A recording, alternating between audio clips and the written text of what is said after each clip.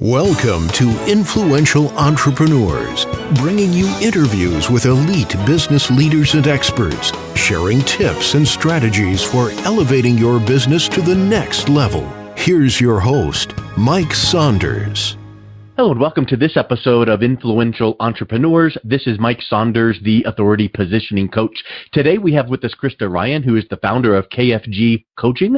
Krista, welcome to the program. Thank you very much, Mike. Thank you so much for having me. You are welcome. Hey, so give us a little bit about your background. I want to know the story behind the name of your coaching firm, because it's capital K, little f, big G. I'm assuming that means something. So tell us a little bit about yourself and what you do and your coaching firm. Absolutely. So my story kind of begins way back. I'm third generation family business owner.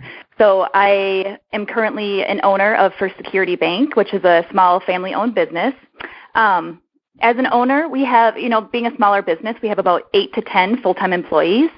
And I really got interested in making sure that the employees, when they come to work, they're happy, satisfied, fulfilled every single day. So as a business owner, that's very, very important to myself and my husband. Started dabbling in coaching and started really getting into coaching with our employees and supporting them in that way. Decided I better make sure I know what I am doing when I'm coaching our employees. So decided to take the leap, go out and get my professional certification in business coaching in 2017. And I've been going into other businesses and incorporating what I've learned in my coaching skills with their employees. I felt there was a bit of a disconnect in regards to coaching support. Many coaches are offering support for, higher level executive, CEO coaching, that kind of thing. And I felt that we really need to focus on the employees of the business. Yeah. I consider the business kind of like a vehicle. In a way, like that's the car. The employees are the wheels of that vehicle to move it to where it needs to go. So you take care of your car, you keep the air pumped in the tires, it's going to get your business to where you want it to go. If you don't, service your car and take care of it, it just won't get you there as quickly as what you want it to. Yes. That's kind of how I consider my coaching style in support with employees. That's the way background of my story. Now, when I came back from coaching school, I went to Newfield Network out in Colorado. When I came back from that school, it was the end of September 2017, so I believe September 27th is the actual date. I sat on my patio that evening, and I was thinking, how am I going to best serve my clients? How am I going to incorporate this into the world? How am I going to make an impact? It's a lot that is thrown at us in that kind of a format. It was a full week out there doing a deep dive, learning how to relate to people, accountability. It was a somatic school, so it was very much about the mind, your emotions, your body, what you're feeling. It's an ontological coaching approach, which is kind of the way of being, is ontology. So it was a lot of information to absorb. I sat on my patio that night and I just thought, what am I going to do? How am I going to best serve the world with all of this that I've just learned? And let me tell you, the universe listens to what you're asking of it, and it will respond. So 4 days after that exact question was asked to the universe, my husband and I, with 2 other couples, very dear friends of ours, flew out to Las Vegas. We attended the Route 91 Harvest Festival, which is something that my husband and I have always been huge country music fans. We've really enjoyed the atmosphere of live music, and our friends, we just went out there to celebrate and have a good time. And we actually were involved in the mass shooting that happened on October 1st, 2017. Now, that still stands, I hate saying it, it still stands as America's largest mass shooting. It took the lives of 58 people, 500 plus were injured, and 22,000 left the event completely different people. So there was 22,000 in attendance there. Wow. So that night, as everything was kind of unfolding, I remember pausing for a moment and thinking, wow, this this is something that I was not prepared for. Well, none of us were, 22,000 people. None of us were prepared for it. But I had been given these tools just days before on how to react, respond, a certain kind of mindset. And it really, I remember thinking, holy cow, the universe heard me. And I'm going to somehow bring this experience to as many people as I can and learn from it. Like, this is not going to define me. Now, granted, this is not my thought process during the night. My thought process that night was survival, finding my husband and friends because we all got separated, just, reacting instead of trying to process. There was no processing. Your body just responds to what's happening. So these are the things that I realized through my healing and recovery. And when I say recovery, I came out unscathed. Like, physically, I was not injured. Emotionally, mentally, that kind of thing. There was a lot of healing and a lot of processing to be done. And it made me a whole different coach, because what I've learned is before this event, I was talking the talk. I consider myself a mindset coach. I was talking the talk with my clients, and going through something like that made me not just learn how to talk the talk in a different way. I actually had to walk the walk with them. Yeah. And that is not something that I had originally realized I needed to do. So it brought me back as a beginner, and it taught me lessons that I never knew or understood that I needed to know. And I'm now applying that in everything I do. It's become my purpose in life, is how to help people, with accountability. And maybe even, I'm sure there's 10,000 lessons that you can pull out of that. And there's personal lessons, there's business lessons, but, one that comes to my mind myself would be kind of almost like a living in the present. In fact, there's a book, I think it's by Spencer Johnson, called The Present, and it's got a picture of a gift on the cover, but it's not really a gift. It's living in the present moment. And I think that we all tend to just kind of blow on through and do this and do that. We're to the end of the day, it's Friday, it's Christmas, and all of a sudden it's like, wow, where did 5 years go? When you come through that experience, I'll bet that you have found an element of teaching your clients and yourself to kind of appreciate and live in the moment and maximize and optimize that way. Is that something close to one of the lessons? Yes, absolutely. Cool. Absolutely. And to identify the accountability piece in our lives. Yeah. So what I didn't realize before this is there's so many, myself included, that we're actually living in this victim mindset. We're a victim to our society. We're a victim to our world. We're a victim to our political parties and our choices. We're a victim to our food intake. We're a victim. And one of the main things that I started to recognize is how many times am I asking myself the question of, why is this happening to me? Why is this happening to me? That one question keeps us stuck in that mindset. When all we need to do, and one of my main purposes on spreading this message, what we need to do is shift the way that we're thinking, because we're the only ones that are accountable for our own happiness. We can't ask someone else to provide it for us. We have to be accountable for it ourselves. The one shift, it's just one simple word that can give you all the power back, is, why is this happening for me? Yeah. That changes everything. That opens up opportunities. That gives us a time and a moment to reflect and say, like, this isn't happening to me. This is happening for me. Now, what am I going to do with it? Am I going to remain a victim and say, the blame and complain, and this is why I am who I am? Or I'm going to say, this happened for me. Now, how am I going to use this in the rest of my life?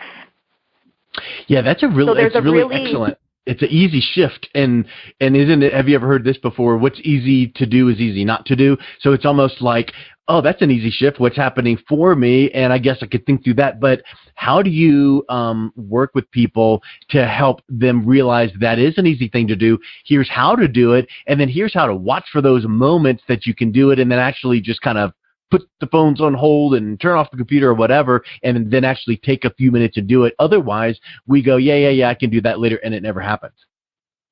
Right. Exactly. It's part of the accountability piece, right? Yeah. So all of this is very internal. It's a lot of deep diving into yourself. What I've done is I kind of created, and this is through my own process and my own kind of dissecting of building my life back up, right? So it's so easy to go backwards and just be like, oh, it's too much work. It's so much easier making it someone else is the reason that I am who I am. So I call it the circus process, So it's kind of like 5 steps that I kind of daily try to implement into my daily life. It's just really easy to kind of go through bit by bit and taking back those, moments in your life and taking accountability for who you are and always trying to strive to be the best version of you. So I won't go deep dive into them, but I'll just kind of briefly explain what they are. Good. And then that's really what I teach and educate and train my clients on, the accountability to implement these 5 things into your life. And they're super simple and they're easy to remember, but it really can be transformational. The first one is self-identification. It's asking yourself, am I blaming and complaining other people? Am I stuck in a pity party? You made me feel bad. You called me this. You don't compliment me when I'm working hard at work. There's a blame and complain component that people just have made a habit. I am from Minnesota, so let me give you a simple example. Us Minnesotans are hardy because there's some bad weather that comes through, but let me tell you, it is a given that people will complain about the weather all winter long, every single day, because it's a routine and it's a habit, right? And it's not even one that's huge, but it's one that it makes your mindset a little bit toxic, where instead of saying like, oh, it's so cold today, it's so horrible out there, it could be like, oh, the snow is beautiful. Look at how, the sun is shining on it. And I know that sounds real fluff and real frilly, but it can really transform how you are processing things throughout the day. Yeah. If you get yourself unstuck from that, blame and complain, it's the accountability. The second one is the R. So circus is SRCUS. Number 1 is self-identification. Number 2 is responsibility for your response. So an event in life will happen. That's part of living. The response that you have to that event is going to give you your outcome. If you're not happy with the outcome of your life at this present moment, you work backwards. You would look at the response. You don't skip your response and go back to the event, because that is something you had no control over. So in my case, my outcome was having been involved in a mass shooting. Instead of going back to the mass shooting and saying, why did that happen to me? Why was I witness to some stuff that I just mentally was not prepared to see or trained to see or go through, as 22,000 other people were not as well. But instead of going back to the event, I went backwards to my response. How did I respond? I reached out for support. I went to therapy. I got some deep dive help, and my outcome now is I am transforming my life in such a positive way because of the way that I responded to the event. So it's a responsibility for your response. Yeah, not reaction. Response not versus reaction. Yep. Absolutely. Reaction is something that just happens in the moment. I could have sit there, I did not stay in the venue and help people. I had a choice. I could either sit there and think of, my gosh, my reaction was the wrong one. I should have done this. I should have done this. I should have done a million. I can do that all day long, but that serves me nothing. That doesn't change the event from happening, and it doesn't change my reaction. But it certainly would shape my response, and it would shape my outcome. I would still be living in that toxic mindset of, shame, guilt, a victim. So it's only up to me to change my response and get to the desired outcome that I want, which is a joyful, grateful life. So that would be the second one, is responsibility for your response. The third one is conscious living. So every day, simple as this, open your eyes, wake up, and consciously decide how you are going to live your life that day. not your future, not 5 years from now. How am I going to be conscious in this life in the next 10 minutes, in the next hour? And part of that is getting off your electronics and living consciously through other people, through connections, and through relationships. Conscious living is the third step. My fourth step is you unleash joy. Now, I'm a big believer in positive psychology. If you smile at someone, they 99.9% are going to smile back at you. Yeah. If you are angry and you're reflecting those onto others around you, they're going to feel it. So unleash joy. Even if you're not feeling joyful, a simple smile, a laugh, something in a positive reflection, your mirror neurons are going to respond. Even if you're not feeling joyful and happy and you smile, it will internally change you. And it will trick your body into thinking you are happy and joyful. Well, let me just interject one little teeny thing right there. One of my daughters is in college, and she's taken a psychology class, and she goes, hey, she went around to everyone in the family, hey, I got to do this quick little experiment for my class.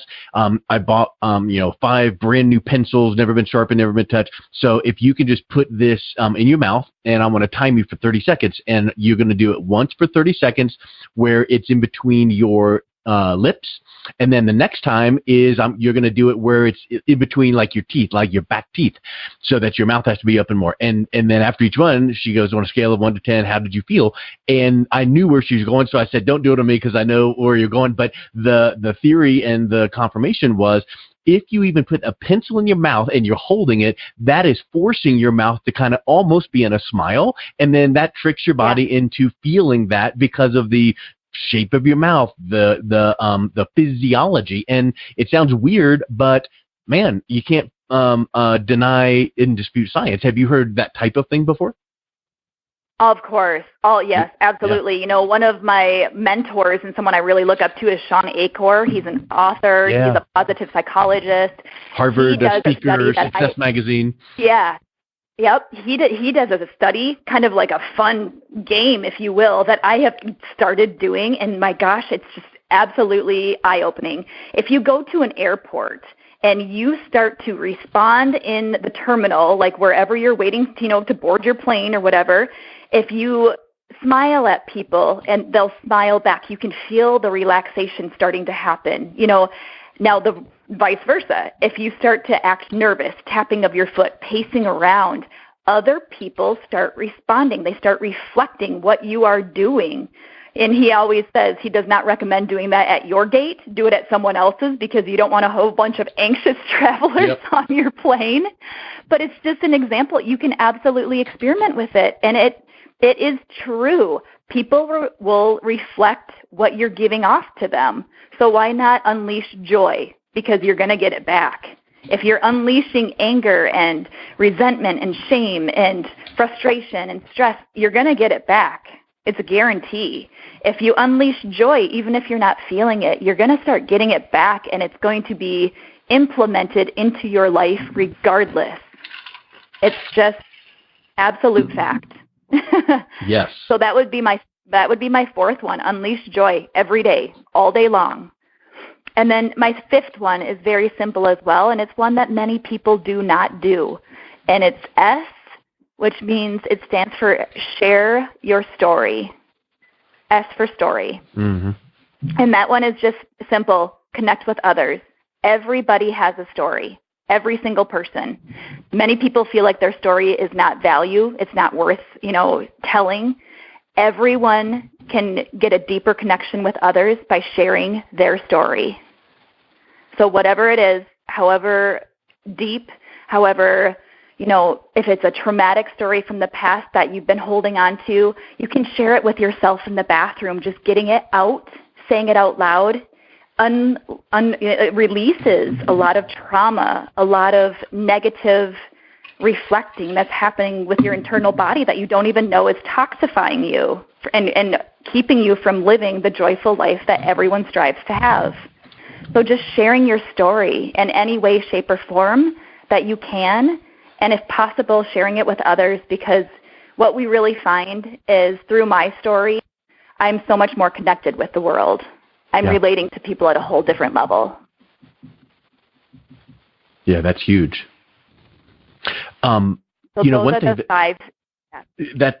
Those are excellent, amazing, and awesome. And as you were talking through those, a thought came to my mind, and I want to run it by you to see if you see this in your work with clients, because I feel, and I would assume that someone might come to you with X, issue, problem, opportunity, however you want to phrase it, like, hey, I need to work on this thing right here.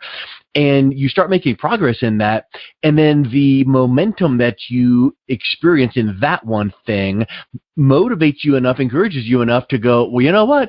I didn't really think of this other issue over here, but I think I now want to start whatever. And they might come to you and say, I want to work on my fitness goals.